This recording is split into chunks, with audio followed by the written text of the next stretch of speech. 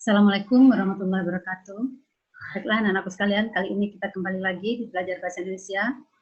Masih tema teks laporan percobaan dengan KD 3.2 dan 4.2. Sekarang kita lihat 3.2. Itu menelaah struktur dan kebahasaan dari teks laporan percobaan yang didengar atau dibaca, atau percobaan sederhana untuk mendeteksi zat berbahaya pada makanan, adanya vitamin pada makanan, dan lain-lain. Sedangkan indikator pencapaian kompetensi yang diperoleh dari KD ini adalah 1. Menelaah struktur teks laporan percobaan.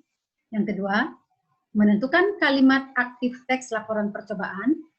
Yang ketiga, menentukan kata tugas yang digunakan pada teks laporan percobaan. Yang keempat, menentukan kata teknis yang digunakan pada teks laporan percobaan. KD 4.2 yaitu menyajikan tujuan, bahan, alat, langkah, dan hasil dalam laporan percobaan secara tulis dan lisan dengan memperhatikan kelengkapan data, struktur, aspek kebahasaan, dan aspek lisan. Sedangkan indikator pencapaian kompetensi pada KD 4.2 ini adalah 1. Menyajikan tujuan teks laporan percobaan.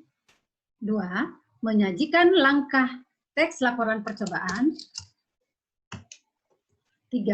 Menyajikan hasil laporan percobaan.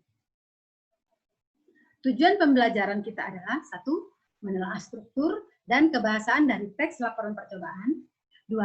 Menyajikan tujuan, bahan, alat, langkah, dan hasil dalam laporan percobaan secara tulis dan lisan dengan memperhatikan kelengkapan data, struktur, aspek kebahasaan, dan aspek lisan.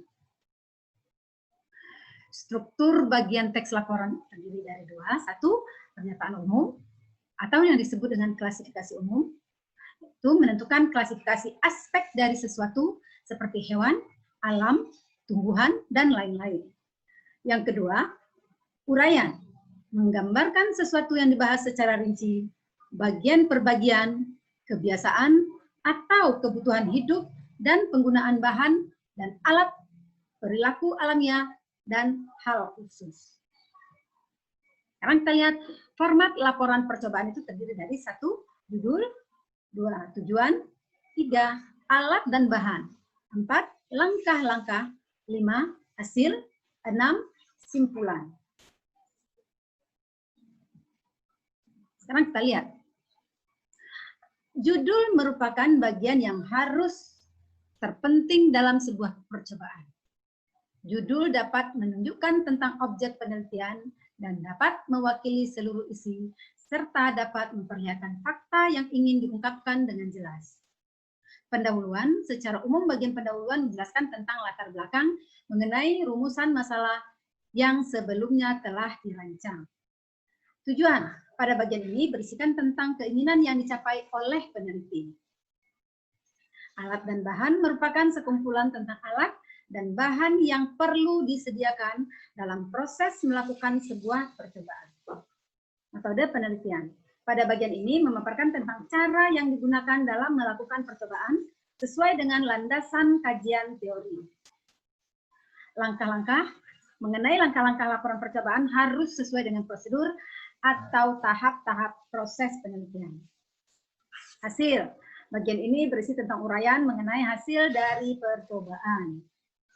Simpulan merupakan bagian yang berisi pendapat penulis atau peneliti terhadap percobaan yang dilakukan. Sekarang kita lihat bagaimana cara menyajikan teks laporan percobaan.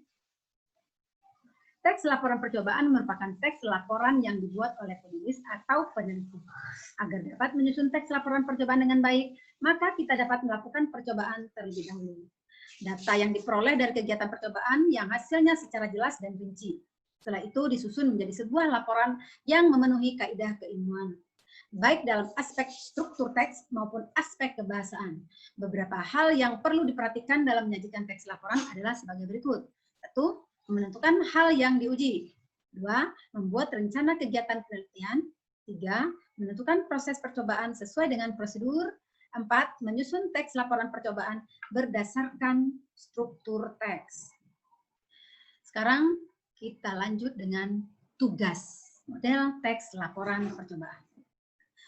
Setelah kamu menelaah model teks laporan, cobalah membuat teks laporan berdasarkan hasil percobaan. Buatlah sebuah laporan percobaan tentang membuat pelangi.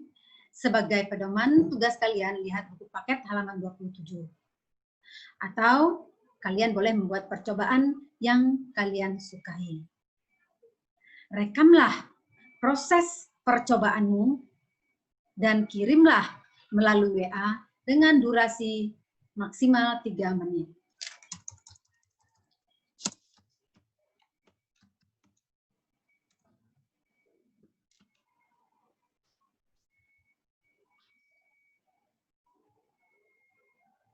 Oke, demikianlah. Terima kasih.